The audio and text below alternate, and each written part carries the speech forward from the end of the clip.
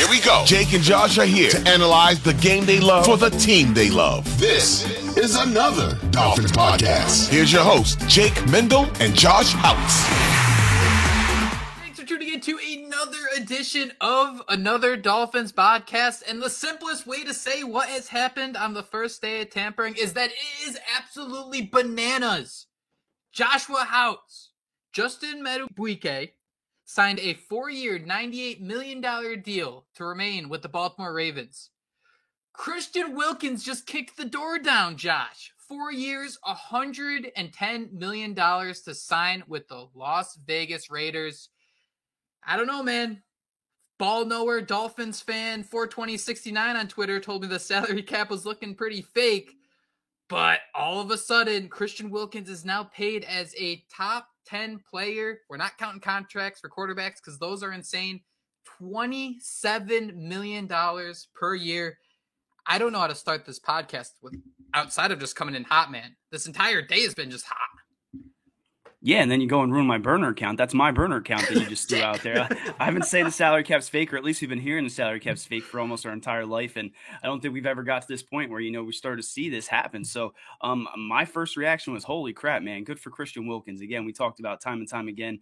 They were kind of playing chicken, right? Him and Chris Greer, and it seemed like he bet on himself, and he went out there. We saw those sacks go up, and we joked that those were adding zeros to his contract, but we joke all we want, Jake, but this is proof. He got paid a monster contract, and it's kind of what you expect, right, from a defensive-minded coach like they have now there in Las Vegas. I almost said Oakland. It's pretty crazy because for all the information, all the research I have done for this story is the front page of contracts and salaries of Over the Cap. That is the only resource I have. Joshua Houtz. Nick Bosa is the highest-paid non-quarterback in the league at $34 million. That is followed by Chris Jones, 31.7, Aaron Donald, 31.6, Tyreek Hill, $30 million flat, TJ Watt, $28 million, Devontae Adams, $28 million, and then Christian Wilkins with an average of $27.5 million per year is right beneath both of them. There was this moment following the end of the season, it might have been during the combine, where I felt like I was taking crazy pills because as Dolphin fans, we were accepting it. We were like, all right, the Dolphins were offering a deal around probably $22 to $23 million. I mean, there were just 4 other defensive tackles from that draft class that were signing deals or drafted around that time. Quinnen Williams being one of them. Josh, help me out here. Who's the guy on the Giants? The defensive tackle? Leonard Williams? Leonard Williams, he signed a deal around the same time. And I think it was Diana Rossini who tweeted out that, at the combine, they're talking about Christian Wilkins. He's going to reset the market at like $24 million. And I got to thinking, man, wasn't that kind of where we thought the Dolphins were going to bite the bullet and bring back someone like Christian Wilkins if you have to pay a little bit over to keep him around? What's your thoughts hearing $27 million? Because I think this was a curveball to a lot of people in the NFL. I mean, it should be a curveball to everyone. Christian Wilkins is one of the top 10 highest paid non-quarterbacks in the entire NFL. But I mean, this deal wasn't really in the scope that a lot of the national people might have been saying, quite like it was for Dolphin fans. Okay. Yeah, man, for me, the first thing was, oh my God. We sat here and we continued, like you said, there are burners out there. I immediately continued to think that the salary cap was fake. So you thought they'd find a way, but we all kind of celebrated when we heard we were getting more cap space next season. This has to be proof, right? That just because the salary cap's going up, these contracts are as well. And Christian Wilkins being paid a top 10 contract, non-quarterback, that's absolutely absurd. I mean, we knew the Dolphins would have trouble retaining him. So I guess I saw this coming, but I don't think I saw this big of a deal. And I'm going to be honest, one of my former friends is a Raiders fan. So seeing him go there, that's another dagger to my heart. So again, you got to be happy for Christian Wilkins. But Antonio Pierce got himself a stud, and I'm just intrigued to see, because don't they play the Dolphins, I think, at home in Miami? So what's he going to be doing in that pile to Tua and some of those other guys? So great signing for them, but there was no way in heck the Dolphins could give him that type of deal, or let's be honest, anything close to what he made, because that is a monster contract. And it kind of just is another punch in the stomach when you consider that Titans game last year, right? Because everyone's talking like, oh, think about Max Crosby and Christian Wilkins, what they could do together. Guys, are we forgetting this is a defensive line that was just Bradley Chubb, Jalen Phillips, Christian Wilkins and Zach Sealer, like that's about as special as you're going to get when you're talking about a core four of a defensive front. And maybe if the Dolphins did, you beat the Titans, you get the number, 2 seed, maybe they say, forget it, let's make it happen. I mean, you see Chris Jones up there, the Chiefs doing everything they could to keep him in Kansas City. Obviously, you win back-to-back Super Bowls. That's what you do. But God, man, you wonder if things could have been. That's probably the only scenario I'd see where there's any different situation. You could have tried to, re-sign Christian Wilkins last year. Well, that's something the Dolphins did, and it's apparent that Christian Wilkins knew he'd be able to go above and beyond what anyone else was willing to give him. Outside of that, winning against the Titans, I don't know what else the Dolphins really could have done different to change the outcome of Christian Wilkins leaving, because it doesn't make sense to kind of pay all these guys when we're a broken record. The Dolphins haven't won a playoff game in 20 years. Yes, they have winning seasons in 4 straight years, and that's been absolutely fantastic. But to have these guys, Christian Wilkins, Robert Hunt, oh my God, to have these guys resetting the market while you're still not winning playoff games, it's kind of a hard situation you're in. You could kind of understand it a lot more if they were to kind of push the chips all the way in to beat the Chiefs, but you do see the issues of doing that. This has been kind of determined a soft reset, and in a situation that involves a soft reset, biting the bullet in a scenario like Christian Wilkins, I get it, I accept it, it doesn't feel good, but I understand it, and I think it's the right move.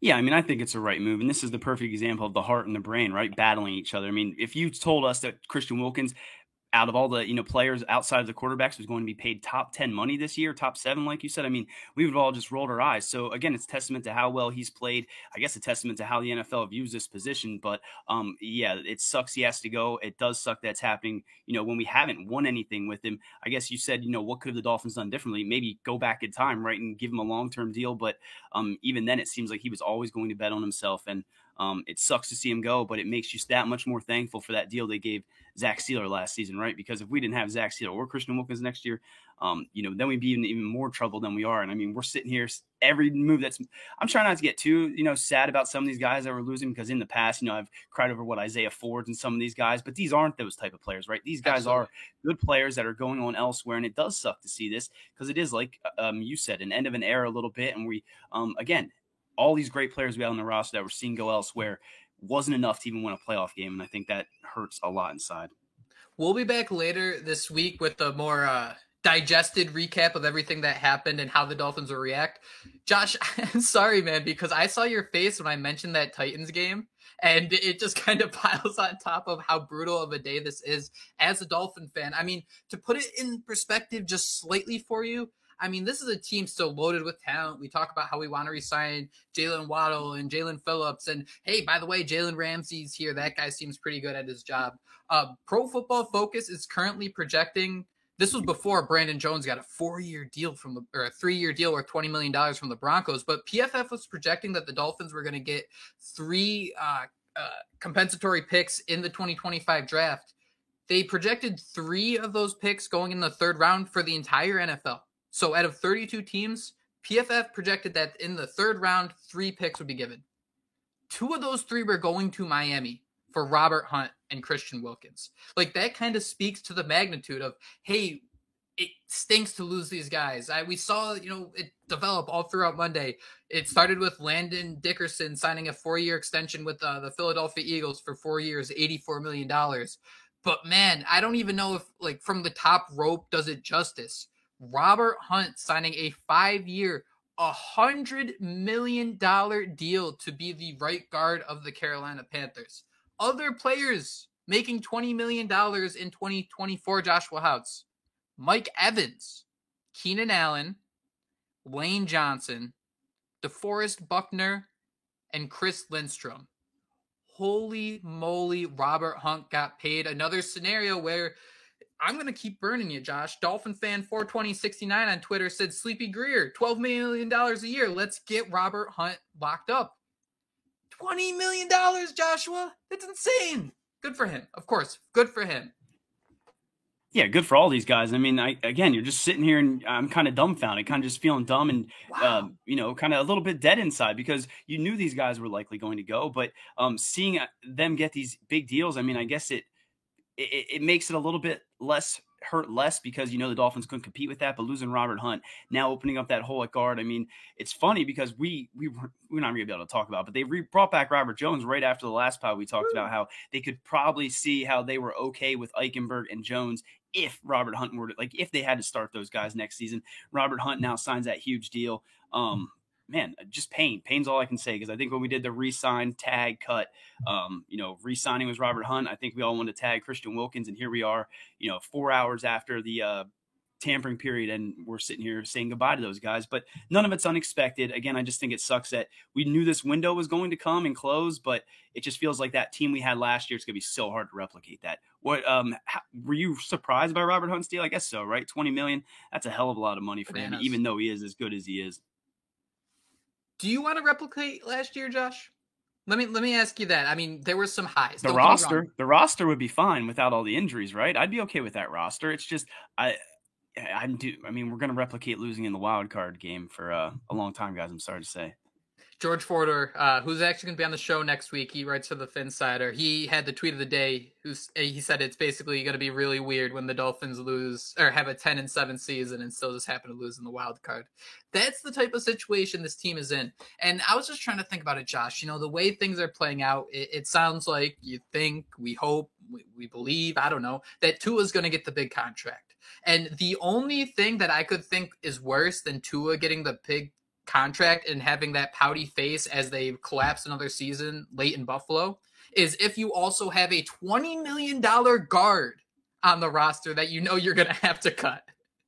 Robert Hunt was fantastic. He was an absolute blast to have in Miami. Big Bob Hunt, there's no better name than that. The alliteration is just through the roof. I'm absolutely surprised, shocked, speechless about this deal, even though I spent the last 3 minutes talking about it. Good for him, man. He absolutely deserves it. I'm glad he made bank, but I mean, we spent a year praising Butch Berry. I think we even spent years. I mean, I go back to the Evan Mathis days, and one thing, Josh, I'm only 28 years old. There are so many people listening to this podcast who roll their eyes when I talk about my experience watching football. But I mean, I go back to the 2013, the 2014, and post after post, show after show, it was Evan Mathis was the missing piece for the Miami Dolphins. Are we serious that a right guard was the make or break of those Ryan Tannehill, Joe Philbin years? Losing someone like Robert Hunt sucks. It's brutal. Homegrown talent, you love to keep him around. But when you're thinking about how this roster can make or break itself, I don't know if guard's it. I don't know if we're in a situation where we can stomach the worst case scenario of having a $20 million guard on the roster. And I think I'm okay with that. And I think it's another scenario of I'd love to say something spicy, something that just makes people mad, but good for Robert Hunt. He got absolutely paid. The Panthers, I'll go ahead and say they stink. Their offense has been ugly as all hell. Maybe they're hoping they can make Bryce Young, when you squint, he looks like Tua maybe. I don't know. But good luck to him. Congrats on the big payday. Yeah, congrats on the big payday. And again, you're happy for all these guys. I'm just interested to see the way this thing comes together, right? I mean, it's funny you mentioned that because there is no team that's sitting here, saying we're a right guard away from winning here or there. So, again, at the beginning of this entire thing, we knew we were going to have to make some tough cuts. We're talking about guys that need to get paid. Jalen Waddle, Jalen Phillips, Javon Holland, the list goes on and on. I mean, you would give up a Robert Hunt to keep one of those guys around, right? I mean, you would hate to see Christian Wilkins walk, but getting paid that type of money, and I don't know if you said this, my thing cut out, but with the comp picks, I think they're now saying that maybe even Brandon Jones could bring back a comp pick as well. Yeah, so that's a whole nother thing. So yeah, that contract right there. What was it? 3 years? I should have it in front of me. $12.5 million guaranteed. I think it's right around 20 mil. These things are going to change a bunch too. That's why I didn't want to get too deep because it's good to put it into perspective. But I mean, what we're hearing now is a bunch of the agents blowing smoke up their whats for the most part. Yeah, and this does come, just days after I think Javon Holland tweeted out 29 times 3, and everyone was speculating, okay, they're running it back, and that's just not the case. But again, that's a prime example, right? The Denver Broncos saw the need at safety. They liked Brandon Jones a lot, and they threw the money at him that they guess they knew the Dolphins couldn't. So just like these other guys, wish him all the luck, but now the Dolphins need to go out there and get a safety in that really saturated market. Part of the PFF projections, I was surprised. They projected the Dolphins would end up receiving a 7th-round pick for Raekwon Davis, which, sure, sign me right up for that, a situation like that, unless We had Kat on a couple months ago. Raekwon Davis fits the mold of the ideal, like maybe 1 year comeback, try it again. Maybe you have a big breakout year without Christian Wilkins being around. But I think Miami decided to make all those 1 year deals a couple days ago before the legal tampering period began. So we'll have to wait and see there. But Josh, this is a long-winded way of me getting at also Andrew Van Ginkel. He will be leaving. He is going to Minnesota. People forget he actually played his college ball at Wisconsin, I believe, with the Badgers. Going to reunite with Brian Flores and AVG, Josh, awesome player. He was great to have in Miami. It was great to see that long flowing blonde hair, whether it was a big special teams play, whether it was making a sack. He seemed like one of the players, whether it was in Miami or otherwise, but he kind of had that New England Patriot to him, where if he was in your system and he knew how to use them, great, then he'd be awesome. But he kind of also seemed like a guy you could maybe, if you weren't using him properly, you weren't getting the most out of him. If that makes sense, it kind of seemed like the Patriots always had those guys, and he's going to join Brian Flores, and they're going to know how to use them.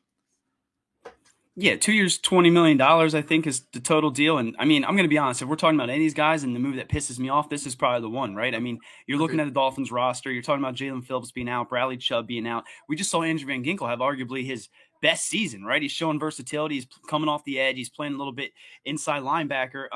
I'm surprised they didn't bring him back here. I mean, I know their cap situation's icky. I can't sit here and say how they had to fit him in there, but 2 years, $20 million for a position that you're going to need, right? Heading into this season, you're going to need someone out at outside linebacker. So I hated to see this. Hate to see that he's going to reunite with Brian Flores. But again, you wish all these guys the best of luck. I just think that Andrew Van Ginkel is a talented player. And again, for that need the Dolphins had coming off the edge, I thought he'd stick around. Maybe they bring in Jadeveon Clowney, like I suggested on the last pod, Jake.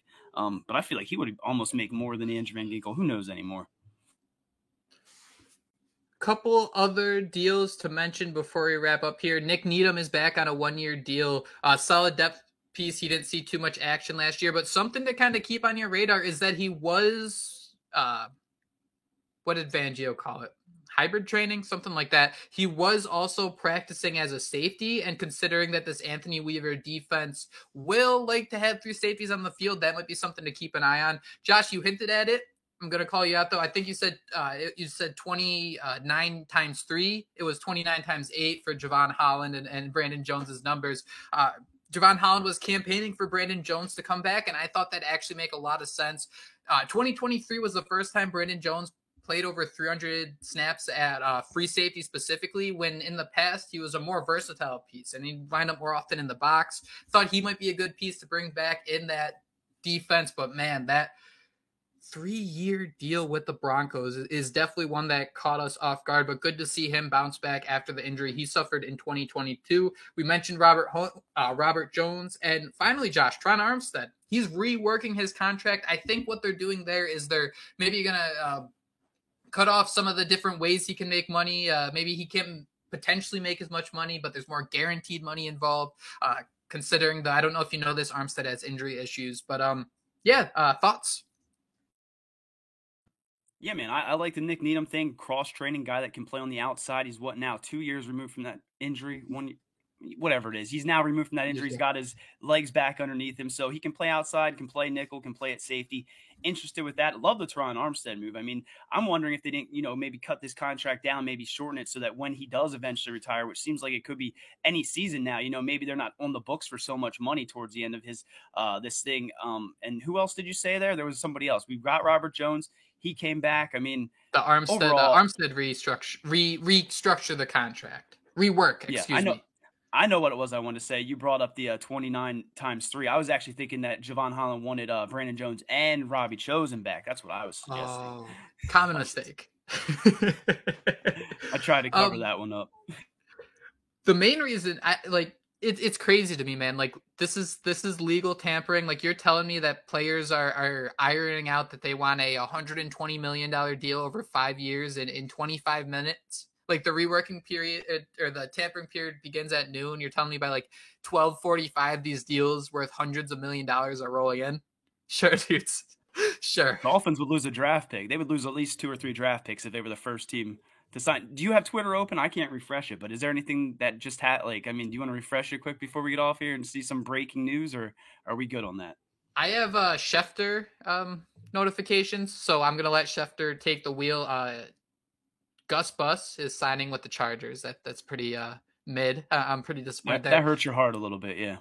One thing I wanted to touch on real quick, Josh, and we can make this quick if you got to go, but a couple names I really want to see the Dolphins start chasing as this begins. And, keep in mind the compensatory picks. The Dolphins are going to treat these things like gold. I think you can get up to maybe even like 6 total in a year. 5, 6. The Dolphins are going to be pushing for the total.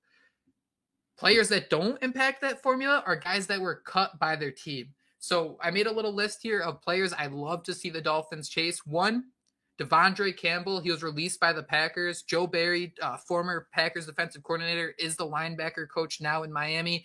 Come down to South Florida. It'd be a nice little rebuttal. Maybe have him have a bounce back year, a cheap 1-year prove it deal, and let's see where things go, Josh. That's my pick number 1. Yeah, man. I like that. I like that a lot. I think he could come in and help the Dolphins. I mean, at this point, I'm here. I'm just sitting back and trying to enjoy everything, right? Just waiting to see who they sign. I'm not planting my flag in too many people. Some that I am, though, and now that AVG's gone, I mean, we talked about in the last pod, Jadeveon Clowney, Brandon Jones is gone, Geno Stone could come in here. I think there's some rumors that DJ Reader, but the name that really stood out to me, and I don't know if you remember, but Javon Kinlaw, he was drafted in the first round, 2020 draft, plays interior defensive line. He blew up the Senior Bowl. I think he was like practice 1 or 2 days left and everyone was still gushing about him.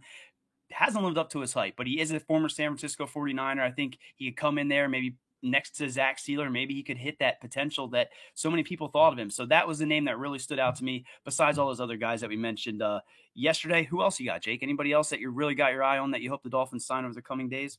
This is one that Dolphins fan 42069 is going to like. Michael Thomas. Would you like to see Michael Thomas with the Dolphins? He hasn't had more than 40 receptions since 2019, but another dude that was cut. And the way this Dolphins offense is built, if you lose Tyreek Hill, if you lose Jalen Waddle, that's really not something you can overcome. We saw that late in the season with Waddle suffering a handful of injuries. I think Hill was a little banged up too. But if there is a situation, you need a 3-4 game stretch where someone just to eat up targets, I think Michael Thomas could be that. I wouldn't call him a wide receiver 3. He'd genuinely be someone who would fill in for Tyreek Hill and Jalen Waddle. Maybe he could run some of those routes, but I mean, we saw this team doesn't use the Braxton Berrios as much as we'd like. The same with River Craycraft. Chase Claypool didn't even appear on this team. So that's someone who it wouldn't be like a thriving wide receiver 3, but I think he'd be a strong fallback option come like week 13, 14. You need someone to eat up 8 targets a game. Why not let Michael Thomas go out and do it? Yeah, there was one point where he was like wide receiver 1. Everyone loved him. I remember him and Devontae Parker got into a little spew. It's funny because isn't his nickname Slant Boy, and nobody throws a better slant than Tua Tagovailoa. What's that say? I don't know if you can see it. I was gonna. Okay, yeah, the Bengals are signing Geno Stone. Okay, so wonderful. And it's a relatively decent deal, isn't it? Isn't that close to $7 million a year? Like I think Spotrac said, or 2-year, $50 million deal. No words. I'm not going to cry. I'm not going to be upset. I'm just going to try to let this all thing play out. But this is just us, right? I'm surprised we didn't wrap up the podcast and then hey, actually, dude, Geno Stone. Merrick actually just sent it to us in our chat there with a poop emoji, so that's why I had to pop it open.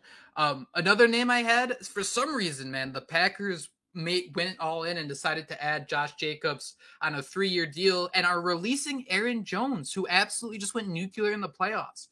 One thing that we don't talk enough about is that the Miami Dolphins, when possible, they do love to target running backs in the receiving game. I think if you want to replicate a wide receiver 3, get another pass-catching running back. That's the only way I see this team adding another pass-catching running back. I just saw a stat that only 5% of this team's rushing attempts are leaving in free agency. Give me Aaron Jones. That would be the, the 2023 version of like a monster whale-type signing for this team. This would also let me be able to push my madman theory of let's let Devon Achane become a receiver. Yeah, I have no issues with that. I think it is interesting what Green Bay's doing, right? I think very weird. A.J. Dillon, I almost messed it up. A.J. Dillon's also a free agent, so I mean they're losing their running back room. So are we going to get a Derrick Henry signing soon? Because didn't Saquon Barkley, he's signed a massive deal, man. That was insane. I like what you're saying about 3 Aaron years, Jones. $37 million with the Eagles, yeah. Sorry. You Just mentioned wanted to Aaron put it out Jones. No, thank you. We need those numbers. And earlier you mentioned Michael Thomas. Another name I have to throw out there just because we're talking free agents, Curtis Samuel. He's a guy who's, a quote unquote Swiss Army knife. I think he could, play in the slot. Could imagine him doing some of that end around and things like that. So those are just some names that we like, right? I mean, we'll spin it either way. Either way, no matter who they sign, we'll be on here, trying to tell you how they're the next big thing. I think we're soon getting ready to get off here, Jake. So the last thing I wanted to ask you is, I see people on Twitter speculating that all this money being saved could be for that big splash signing at Patrick Queen, middle linebacker. Do you think, do you feel like it's any closer today than you did yesterday when we had this conversation? Because I kind of feel like I'm starting to see that maybe they could do this, but again, I don't know where this money's coming from and why you let go of Jerome Baker just to bring in a guy who similar style for a lot more money. There was a tweet going around when the Heat missed out on Dame Lillard, and it was just people sharing Barry Jackson, Miami Herald reporter, his face, and the caption was, "The Miami Heat are happy with the roster."